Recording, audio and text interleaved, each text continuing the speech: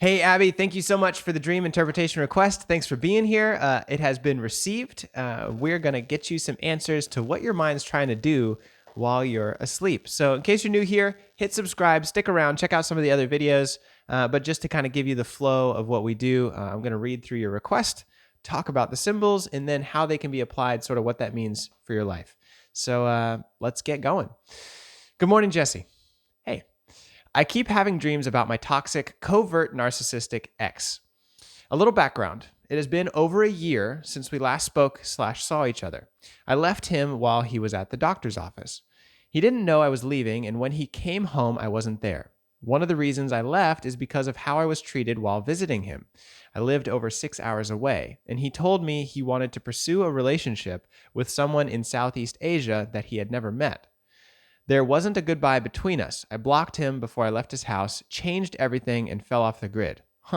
Yeah, that's painful. You drive all this way, spend all this time, and then he's like, I'm trying to see somebody else that I never met in real life before. It's like, it reminds me of that show 90 Day Fiance, right? You remember that one? Anyways, beside the point. After the breakup last year, the dreams were about him doing things he would never do, like travel to cities in the US he normally wouldn't via air because he's extremely cheap. Plus, he was indifferent towards me in the dreams. I didn't have proof in the dreams that there were other women. In the dreams, he was on the phone with males, and I'll either sneak inside of his property and he'll see me and not react, or he'll just tell me stuff like he's about to travel or go to a bar and invite me out. Weird. Now, almost a year after leaving, the dreams have become sexual in nature. In the dreams, he is telling me that he just had sex with a prostitute or any woman in general. This is a guy who said he never paid anyone to have sex with him. He never said, hey, I'm having sex with other women while we were together. He would tell on himself about things, but not sexual things in real life. I'm unsure why these dreams are popping up now and never did while we were together. What are these dreams about? Why do I keep having them? Is there a way to make them stop? Please let me know when you can. Thanks, Abby. We're going to answer all those questions today. Okay. There seems to be this reoccurring theme, right? Of, almost the same theme as in real life as in the dream of being ignored, right? Especially in situations where you like snuck inside of his house into his property and he's just like, I don't care. Seems like he didn't care that you drove 6 hours and he's interested in somebody else. And that really seemed to be, maybe I'm reading too much into it, I'm not sure, but that really seemed to be kind of the most painful part of, at least what you described here, just being sort of ignored, not being really validated or given the time, energy, or respect that you were looking for inside this relationship. And so, there's a couple rules of dream interpretation that we need to apply here. The first thing is, anytime we're having dreams, it's all internal, right? It's not really dealing with the external world. Now, sometimes dreams will accurately predict things that happen in the external world, but that's because it's accurately reflecting emotions that are felt internally. So, for example, people will be able to predict that their partner cheated on them and they'll have a dream about it, but it's because they felt the emotional cheating that was taking place already.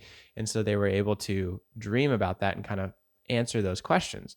Well, same thing's happening here, right? So, there's this internal sense, emotion that's being expressed in your dream that your mind's trying to get you aware of. And you can even see how as the time progresses, it's almost getting more intense because whatever message is in your dream, we're about to talk about it, hasn't been received by you. And so your dream's being more intense. It's become sexual in nature. Not only is he ignoring you emotionally and relationally, but now he's ignoring you physically as well, having sex with other people. So the dreams are getting more intense because your mind's trying to get your attention. Seems like that's what was happening in the relationship too. But where I think people can get confused and misunderstand about the dreams is this is your internal world. There's a part of yourself that has been ignored, that you feel is being ignored, that you want attention from, but you're not getting the attention that you would like from it. And what's happening is inside this dream, your ex is representing this part of you that you're looking for validation. You're looking for that care and attention, but you're not receiving it. So when you think about this and you see these reoccurring themes play out over and over and over again, your mind's trying to communicate, hey, it's trying to think about these nightmares. Hey, I want this attention. I want this validation. I want this connection, this care and concern, but I'm not getting it. And so your mind replays it over and over because it's trying to figure out a way to feel better about this terrible feeling that you've been feeling for about a year now. The solution is to make peace with it. You don't need this person to care about you or validate you. You don't need to find your self-worth and validation in that part of yourself. This part of yourself being kind of, the thing about narcissists is that they need other people around them to validate their identity. And so your mind recognizes that even in a kind of reverse way, there's a part of you that's looking towards others to validate your feelings and your experience. This guy didn't treat you right. You were over with the relationship. And okay, that's fine. He wants to go be with someone in Southeast Asia. That hurts. That's lame. But okay, I don't need you to feel good about me. And this is the struggle. This is the struggle. This is why narcissists and empaths get together, because in a weird sort of way, the narcissist needs the empath to validate who they are, their identity. And the empath needs the narcissist to validate their identity. And so that's where that codependent enmeshed relationship develops. That still lives inside of you, and it's struggling through your dreams to be communicated, and your brain's trying to make sense. How do we get out of this? The solution is let him go. Great. You're going to go to the bar? Sounds good. I'm going to go find another guy, right? And so start to write down your dreams, start to vent out. That's what your mind's doing, trying to vent out this unprocessed emotional stuff. And the more that you can validate yourself and recognize what it is your dream's trying to tell you, the better off you'll be. So let me give you an example, right? As I wrap up here. Say you have a dream. This one, you sneak into his house and he's going to the bar, traveling abroad, and he invites you to go with him. You sneak into his house. What is your mind trying to tell you there? Write it down. I snuck into his house. I wanted him to pay attention to me, and he wasn't even surprised. I want someone to pay attention to me and for me to be the center, not their whole world, but the center of their world, for me to have an important place in their life. Your mind's trying to tell you, I need to be important in my own life, but I haven't been doing that. I've been worrying about this other person. I've been worrying about these other things. Find yourself, bring yourself back to the center of your world, right? Work on yourself.